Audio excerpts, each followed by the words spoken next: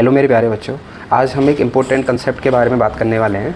आजकल आपने अपने ग्राम समाज मोहल्ले में लोगों को बात करते हुए देखा होगा कि हमने 100 वर्ग का ज़मीन फ़लानी जगह ले ली, 200 वर्ग का ज़मीन वहाँ ले ली, इस तरीके से। और आप पास में बैठे रहते हो, उनकी बातें सुनते रहते हो, बट यू डोंट नो कि 1 वर्ग का ज़मीन कितनी होती है ना, 1 स्क्वायर फुट ज़मीन कितनी होती है। तो वहाँ थोड़ी सी शर्मिंदगी महसूस होती है, इतनी एकेडमिक क्वालिफ़िकेशन होने के बाद भी आपको ये नहीं पता है कि 1 इंच कितना है, 1 गज़ कितना है।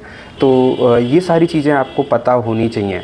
और जो बात कर रहे होते हैं उनके पास उतनी टेक्निकल एजुकेशन भी नहीं होती है, फिर भी they know very well in चीज़ों को।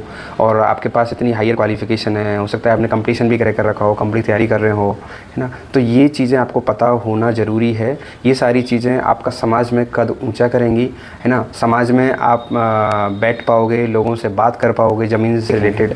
तो इन चीज़ों को आप अच्छे से सुनेंगे, समझेंगे और साथ साथ लिखेंगे भी। पेन और कॉपी आपके पास होना चाहिए। कोई चीज़ नहीं समझ में आए तो वीडियो को बीच में पॉज भी कर सकते हैं और फिर देख सकते हैं।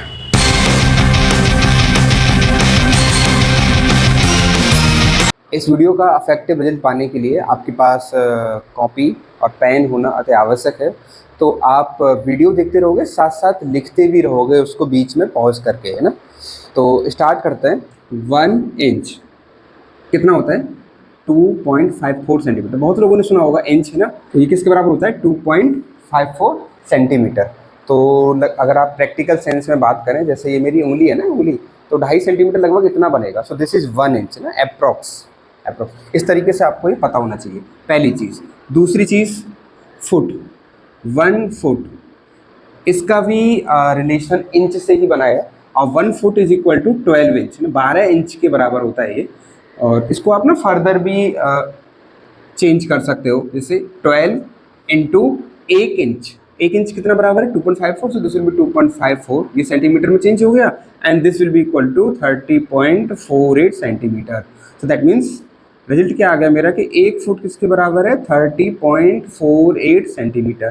तो 1 फुट का सेंटीमीटर में हो गया, है ना। इसको आप फर्दर भी चेंज कर सकते हो, मीटर में भी चेंज कर सकते हो। अच्छा, 1 मीटर कितने सेंटीमीटर के बराबर होता है?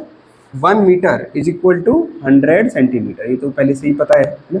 तो बच्चे इसको यहाँ पे यूटिलाइज करो, तो ये कितना आ जाएगा? 100 से डिवाइड कर दो मीटर में चेंज करने के लिए, तो 0.3048 ये मीटर बन जाएगा। तो ये आ गया आपका 1 फुट इक्वल टू 0.3048।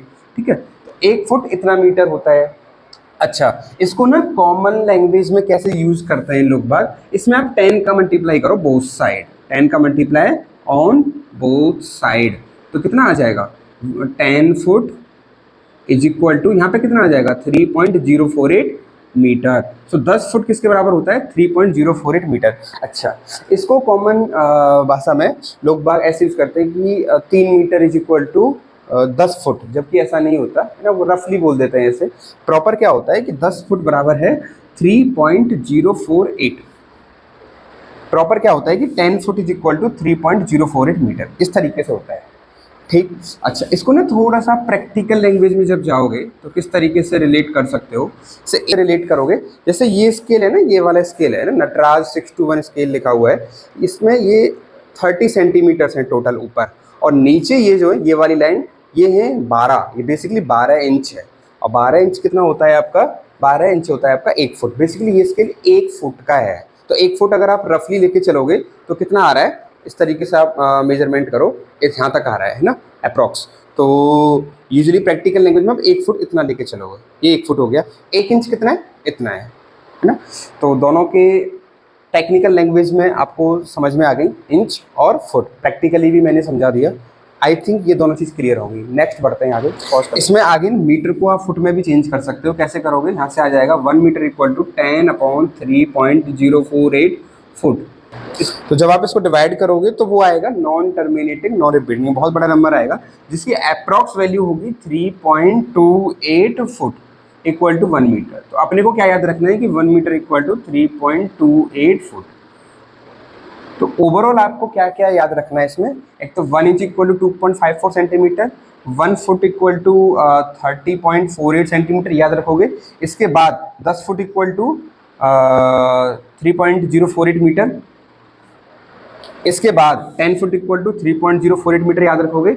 और next 1 metre equal to 3.28 foot, ये भी याद रखोगे। और ये अप्रॉक्स वैल्यू है अपनी, कैसी वैल्यू है ये? अप्रॉक्स, क्योंकि एक्चुअली क्या है ना, जब आप इसको डिवाइड करोगे तो नॉन टर्मिनेटिंग रिपीटिंग आएगा, रेशनल नंबर ही तो लिखा है पी बाई क्यू फॉर्म में। तो इतनी चीज़ अपने को यहाँ पे मेमोराइज करनी है। आगे बढ़ते हैं। आगे जो हम यूनिट यूज करने वाले हैं that is very important for plot measurement. Plot की मेजरमेंट के लिए बहुत ज़रूरी है वो। प्लॉट का मेजरमेंट जो यूजली होता है हमारे ग्राम समाज में दैट इज़ इन गज, है ना। और गज क्या है आपका? यार्ड ही होता है ना। 1 यार्ड मतलब 1 गज। नहीं, बहुत लोगों को नहीं पता होता है, इंपॉर्टेंट है।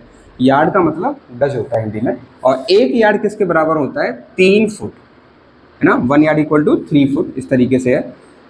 इसके बाद ये तो यार्ड का फुट में हो गया। अब इसको मीटर में लेके जाते हैं, तो वो कैसे लेके जाओगे? इधर से 1 फुट कितना आ जाएगा? 1 फुट इक्वल टू 3 को नीचे लेके आ जाओ तो 1/3 यार्ड। और मेरे को 10 फुट की वैल्यू बहुत अच्छे से पता है, 3.048 होती है। मैं इसको 10 फुट बना रहा हूँ, तो वो आप कैसे बना सकते हो? Multiply by 10 on both side. ये चीज़ मैथमेटिक्स में अलाउ है, आप किसी भी नंबर से मल्टीप्लाई कर सकते हो बोथ साइड। तो ये आ जाएगा 10/3 यार्ड इक्वल टू, ये कितना आ जाएगा? 10 फुट। ये आ गया। और 10 फुट की वैल्यू कितनी होती है? अभी याद कीजिए 3.048 मीटर, वो मैंने यहाँ पे सब्स्टिट्यूट कर दी। और ये क्या चल रहा है मेरा? 10/3 यार्ड। अब 3.048 को आप नीचे लेके आ जाओ तो इधर क्या बचेगा आपका? 1 मीटर। और इधर कितना आ जाएगा? 10/3 इंटू 3.048। तो जब आप इसको डिवाइड करोगे तो अगेन ये पी बाई क्यू है, रेशनल नंबर है, नॉन टर्मिनेटिंग रिपीटिंग आएगा। तो अप्रॉक्स वैल्यू में इसकी लिख रहा हूँ ना, approximately it will be 1.09 yard. Yard आएगा इक्वल टू 1। तो ओवरऑल रिजल्ट कितना आ गया? 1 metre equal to 1.09 yard result आ रहा है। तो ये मीटर का यार्ड में हो गया। अच्छा, ये अप्रॉक्सीमेट होता है बच्चे। अब इसमें कौन बड़ा है, मीटर बड़ा है कि यार्ड बड़ा है? तो आप लोगों ने फिजिक्स में ना यूनिट मेजरमेंट चैप्टर में पढ़ा है कि जितना ये बड़ी संख्या होगी उतनी ही यूनिट छोटी होती है, इनवर्सली प्रोपोर्शनल होता है। तो 1.09 बड़ा है ना 1 से, तो यार्ड छोटा होगा मीटर से। दैट मीन्स यार्ड एक छोटी यूनिट है ना, देन मीटर। और वैसे भी साफ दिख रहा है 1.09 लोगे तब जाके 1 मीटर बनेगा। तो यार्ड छोटी यूनिट है मीटर से, ये क्लियर होगा। आगे चलते हैं। तो अभी तक जितनी हमने यूनिट देखी वो सब लेंथ की थी, फुट है, इंच है, मीटर है, यार्ड है, ये सब किसकी थी? लेंथ की। अब हम इनको ना एरिया में लेके चल रहे हैं। तो एरिया क्या है? लेंथ का स्क्वायर कर दो तो एरिया आ जाता है, सिंपल। तो स्टार्ट करते हैं। पहला 1 यार्ड कितना फुट होता है? 3 फुट होता है। तो इसको स्क्वायर में लेके चलते हैं। तो यहाँ पे क्या करो आप? 1 यार्ड, बिल्कुल मैं बेसिक से सिखा रहा हूँ बच्चे, इस तरीके से आपको मल्टीप्लाई करना आना चाहिए, चीज़ें समझ में भी आनी चाहिए इस तरीके से। तो बेसिकली मैंने मल्टीप्लाई कर दिया, इसको 2 बार मल्टीप्लाई कर दिया, 1 यार्ड इंटू 1 यार्ड, इसको भी 2 बार मल्टीप्लाई कर दिया, 3 कर सकते हो, कोई दिक्कत नहीं है। 3 बार कर लो, 4 बार कर लो, मेरा आंसर एरिया का 2 बार से आएगा, इसलिए मैंने 2 बार किया। तो ये 1 इंटू 1 1 और यार्ड इंटू यार्ड, यार्ड का स्क्वायर। और ये कितना आ जाएगा? 3 3 जा 9 फुट स्क्वायर। तो दैट मीन्स रिजल्ट क्या बन गया कि 1 यार्ड स्क्वायर किसके बराबर होता है? 9 फुट स्क्वायर के बराबर होता है। तो इसको ना हिंदी में कॉमन लैंग्वेज में ऐसे बोलते हैं, 1 वर्ग, स्क्वायर मतलब वर्ग और यार्ड मतलब गज। तो 1 वर्ग गज में 9 स्क्वायर फिट होते हैं, तो वर्ग फुट होते हैं। इस तरीके से इसको हिंदी में बोला जाता है कॉमन लैंग्वेज में। तो अब याद रखोगे, ये वेरी वेरी इंपॉर्टेंट है। तो 1 वर्ग गज में कितने वर्ग फुट हो गए? 9 वर्ग फुट हो गए। क्लियर? नेक्स्ट आगे चलते हैं। फुट और मीटर का एरिया कन्वर्जन देखते हैं। तो स्टार्ट कहाँ से करें? हमारे पास बेस क्या है बच्चे?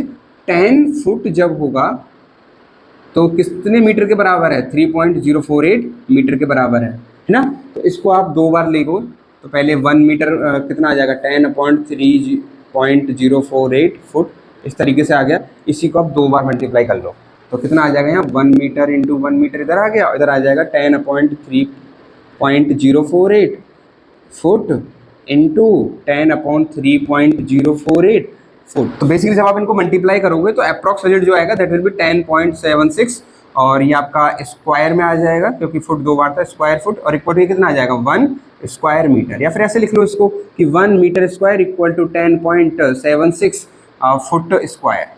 इस तरीके से भी आप लिख सकते हो। तो 1 मीटर स्क्वायर में कितने फुट स्क्वायर होते हैं? 10.76। ये भी जरूरी है, ये आपको आना चाहिए ना। अप्रॉक्स है ये अगेन, क्योंकि ये बहुत बड़ी संख्या आती है, वो मैंने अप्रॉक्स करके लिखी है। नेक्स्ट मीटर स्क्वायर और गज स्क्वायर का देखते हैं कन्वर्जन कैसे बनेगा। तो बेसिकली हम स्टार्ट कहाँ से करेंगे? 1 मीटर किसके बराबर है? 1.09 अप्रॉक्स था, नीचे एक और डिजिट ले लो, 1.094 यार्ड, है ना। ये भी पहले देखा था हमने, ऐसा आ रहा है। तो इसको 2 बार मल्टीप्लाई कर लो, 1 metre into 1 metre equal to 1.094 into 1.094, इधर कितना आ जाएगा, yard into yard, basically yard का स्क्वायर में एक ही बार में कर रहा हूँ, तो this will be approximately 1.196 yard square, और ये कितना आपका 1 मीटर स्क्वायर। तो ये नेक्स्ट कन्वर्जन बन गया। तो ये तीनों कन्वर्जन आपको आई थिंक क्लियर होंगे एरिया वाले। अच्छा, अब एक एग्जांपल से समझते हैं। सपोज आपने ज़मीन ली और वो ज़मीन है आपकी 100 square metre, 100 square metre, basically 100 वर्ग मीटर, इतनी ज़मीन ली। अब इसको गज में चेंज करना है, तो गज में कैसे चेंज करोगे इसको, तो 1 मीटर स्क्वायर कितने के बराबर, इतने वर्ग गज के बराबर, तो इतने मीटर स्क्वायर कितने के बराबर, सिंपल मल्टीप्लाई कर दो इसमें, तो 100 इंटू 1.196 ये आपकी किस में आ जाएगी, यार्ड स्क्वायर, बेसिकली गज स्क्वायर में आ जाएगी, तो that will be equal to 119.6 yard square, या फिर ये बोलो कि 119.6 वर्ग गज, इतनी ज़मीन हुई। तो अगर आपकी 100 मीटर स्क्वायर ज़मीन है तो that will be equal to 119.6 वर्ग गज ज़मीन। तो इस तरीके से आप आपस में रिलेट कर सकते हो। इस पूरी वीडियो का कंक्लूजन ये रहा है ना, ये तो हो गया लेंथ कन्वर्जन, इसको आप अपनी नोटबुक में लिख लोगे, हाईलाइट कर लोगे चीज़ों को। एरिया कन्वर्जन नेक्स्ट, और एरिया कन्वर्जन्स ये तीनों मैंने लिखे हुए हैं, तो इनको भी आप लिख लोगे एक जगह। आई थिंक ये कंसेप्ट आपको अच्छा लगा होगा। ऐसे ही वीडियोस देखने के लिए आप हमारे चैनल को सब्सक्राइब करें और इस वीडियो को लाइक करें। Thank you.